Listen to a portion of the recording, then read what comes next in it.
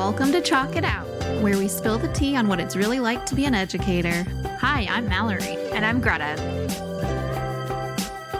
Hi, welcome to Chalk It Out. I'm Mallory, and today we will be talking about calm corners in the classroom.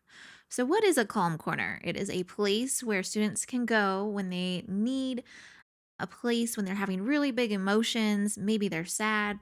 They just need a place where they can go and kind of control themselves so they can get back into the classroom and feel successful. And so, what it is not, it's not a timeout. So, if kids are in trouble, it is not a place to send them. It's also not a place where students can go all day long and just go there when they don't want to complete their work. So, it really is a place to get regulated. Step one would be to figure out an area in your classroom where there is space to provide that calm corner. So I have seen it where sometimes students are just on the carpet and teachers have pillows. I've seen teepees, I've seen beanbag chairs, pillows. I've actually seen some couches in middle school. And so just a nice little area usually the corner of the classroom or somewhere. And there's usually a lamp in there, some lighting, so it feels relaxed and safe. And so that would be the step one is just to create that area. The next thing is to think about the materials. So, what kind of materials do you want to have in that calm corner? You don't want too many options where it's overwhelming, just enough where a student can get regulated. So, some ideas would be fidgets. I bought a box on Amazon. It was, I think, $16 and came with 60 different fidgets. And so, the students currently that I work with use them, but definitely worth that $16 to $25. And then thinking about maybe some coloring sheets, and that's for all ages, honestly. Even as adults, there's different coloring books. And so that could be an option. A noise canceling machine is always nice. I have one in my room right now, and it's not very loud and it just sounds like the ocean. So nice and calm. And then having some reflection sheets or even like a journal, some note cards if students who like to write down their feelings. That's always really helpful, which brings me to my story of the day. When I taught, I think it was second grade, a student came in who's usually very excited, happy, actually never used the calm corner. But that day she was late to school. She just appeared kind of like she had tears in her eyes, just seemed really down. And so I did go up to her and I said, "Hey, is everything okay?" And she just kind of nodded, didn't really, you can tell, didn't want to talk about it. So I just said, "Hey, do you want to go to the calm corner?" And then she kind of nodded again. And so she went to the calm corner. I was working with small groups in math, I believe it was. And so she was in the calm corner. I think at some point she must have wrote on a note card and she wrote on there, "I just have had a really bad day. My grandpa is in the hospital. I'm worried about him." And then that was it. And then she put it on my desk, which I didn't really realize until they had gone to specials. And so once I read the note, that makes so much sense. And then I felt terrible for her. And so I actually gathered some stickers and some colored sheets of paper so she can make her grandpa a card when she got back into the classroom, hoping maybe that would make her feel a little better. But again, that's a situation that really helped a student kind of work through it. She had gone to specials, seemed better. And then, of course, once we got settled in the classroom, I pulled her aside when I had a moment just to talk to her and just said, "Hey, do you want to make your grandpa a card? Do you think that would make you feel better?" And so she was super excited about that. And then she kind of went through the day just fine and then took that card to her grandpa. So, a situation where it really did help that student work through it.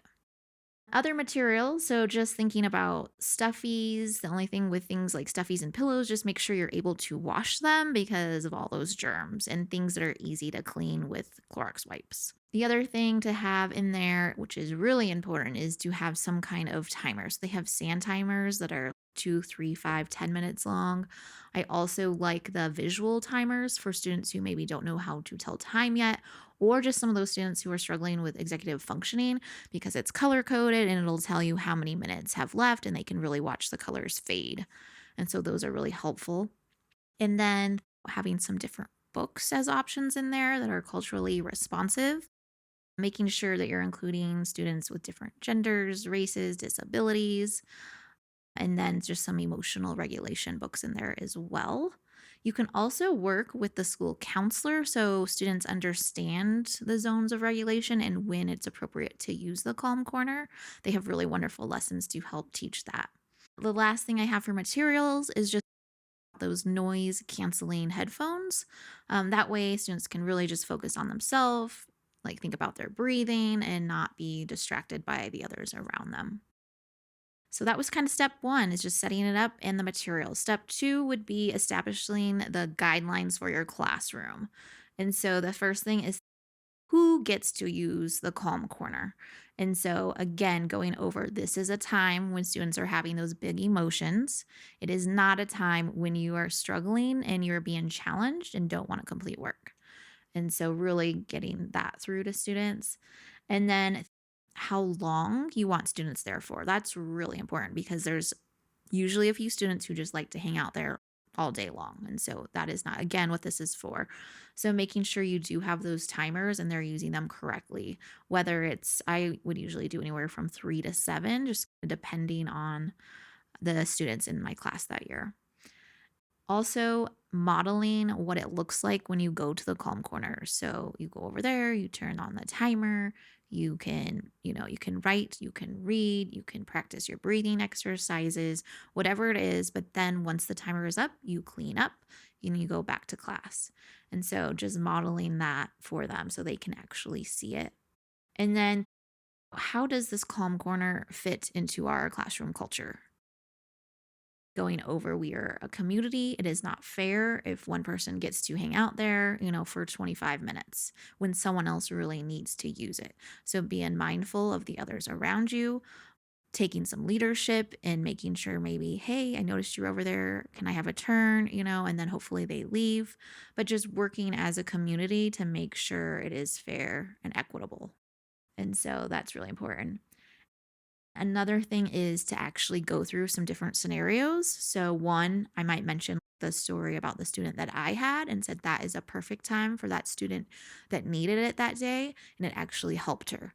And I would also remind them, like, that student actually had never used the Calm Corner until that day. Maybe going over a scenario where there's a kid named Zach, and he's having a really hard time learning multiplication. He didn't want to do his work, so he goes back to the Calm Corner. Is this a time where he should do that? No. Can we brainstorm some other ideas of what he could do instead? So then, yeah, of course, he can ask his table partner, hey, I'm really having a hard time with this problem. Could you help me out? Or, okay, I've tried 2 problems. I'm not getting it. I'm going to raise my hand so Mrs. Rail can help me out. So, really working through when it is appropriate to go there.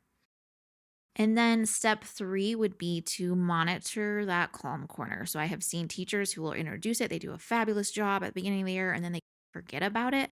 And come November, kids are just hanging out in there. They're not using it the right way. So again, just reminding teachers, you have to go over those routines all the time to make sure they are understanding and following it. I also had a rule within my classroom that they weren't allowed to use it the first 20 minutes of a whole group lesson, just because that's the most important part of our day.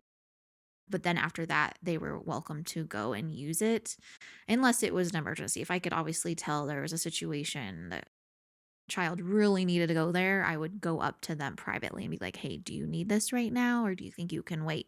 And then they're usually pretty good, like, no, I can wait, or yeah, please. And so that's important. Also, don't be afraid to close it down. If there is a day where kids are just taking 20 minutes and it's a lot of kids doing that, they're being loud, you can tell they don't really need it. They are regulated. They just don't want to complete the work.